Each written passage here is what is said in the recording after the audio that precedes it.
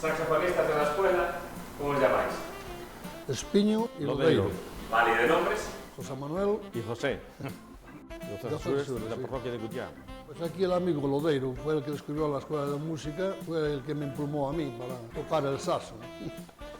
Sí, yo tenía un cuñado que le gustaba mucho el saxo y a raíz de eso pues fue porque cogí el saxo. Pero solo por fastidiar al cuñado. Solo por fastidiar al cuñado.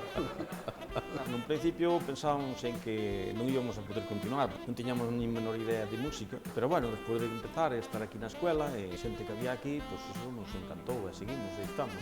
Porque aparte de tocar el saxofón, también estáis en el coro de la escuela de música. También. Y también empezasteis en el acordeón el año pasado. También. Sí. Multiinstrumentistas.